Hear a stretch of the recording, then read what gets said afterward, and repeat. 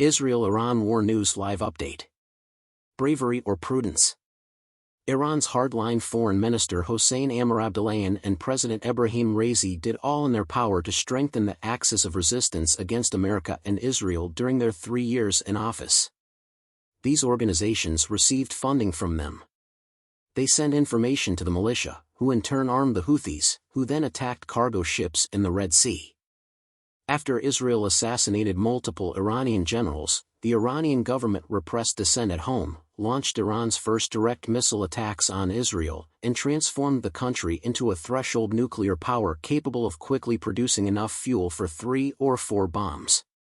The 2 guys who died in a helicopter collision near Azerbaijan last Sunday were aggressive, but they were also meticulous. Just days before they passed away, they gave the go-ahead for negotiations with the U.S. through middlemen to prevent the Gaza Strip conflict from sparking a regional war. According to U.S. intelligence services and foreign inspectors, they narrowly avoided constructing those bombs. Now we wait to see if their successors, who U.S. officials believe will likely be from the same extreme side, will exercise the same level of prudence. Will the tenuous lines of communication between Washington and Tehran be able to remain open in the midst of Iran's internal power struggles and the United States' all-consuming presidential election? The thing about Raisi was that he was the supreme leader's guy, commented Dennis Ross, a veteran negotiator in the Middle East, referring to Ayatollah Ali Khamenei, the 85-year-old leader of Iran's government who has had the position since 1989. Engagement is possible with him, but he will not budge.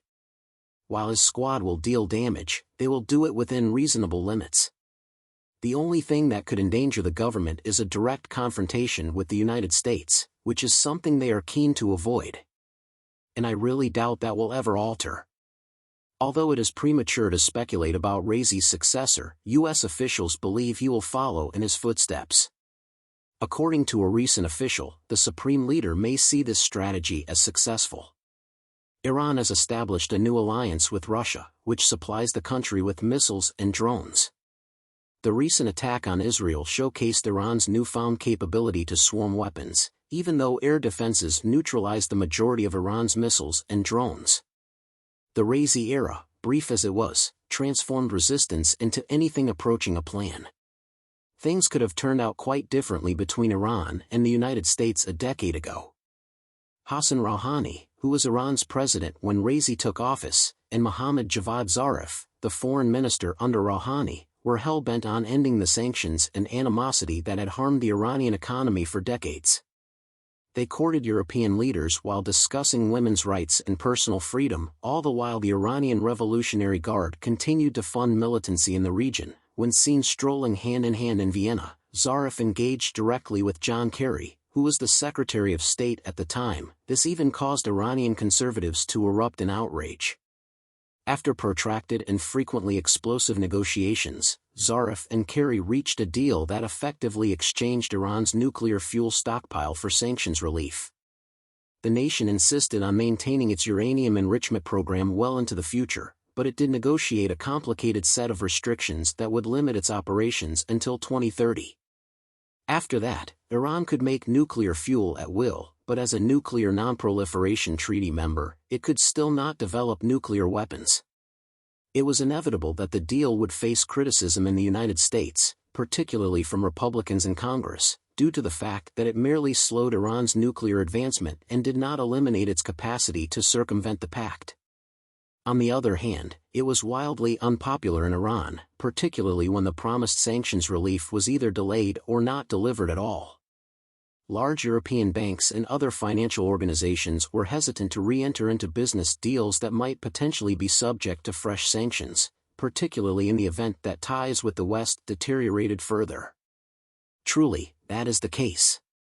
Both the United States and Iran withdrew from the agreement after President Trump's 2018 withdrawal. After Rouhani's term expired, a new administration emerged that openly rejected the nuclear accord with the United States and the reformist program domestically, and the supreme leader effectively cut off all ties with the reformists in his inner circle. Efforts to silence dissenters ensued. In 2022, a new nuclear agreement was dead in the water in Tehran. In subsequent years, the Iranian government removed cameras and other monitoring equipment from nuclear sites and restricted inspector access. Meeting with Amir Abdullahian in Tehran on May 6, the head of the International Atomic Energy Agency discussed the possibility of gaining further access to nuclear facilities. He left without a deal. Furthermore, Amir Abdullahian showed minimal desire to diffuse tensions regarding the Gaza conflict in the months leading up to his demise. Consequences will befall the United States if it maintains its political, financial, and military backing of Israel and assists in the management of Israel's military assaults on Palestinian civilians. The Foreign Ministry has appointed Ali Bagheri Khani, who was Amir Abdullahian's deputy for political affairs, as its caretaker. He has a high profile among U.S. authorities and has presided over Iranian delegations that have engaged in clandestine and roundabout negotiations with U.S. officials in Oman on 3 separate occasions in the last year.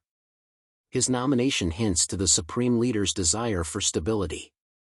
The focus of Washington's analysis in recent years has been on the aftermath of Khamenei's, rumored to be, impending demise. It was unexpected that he would be selecting a new president at the age of 85. Copyright 2024 The New York Times.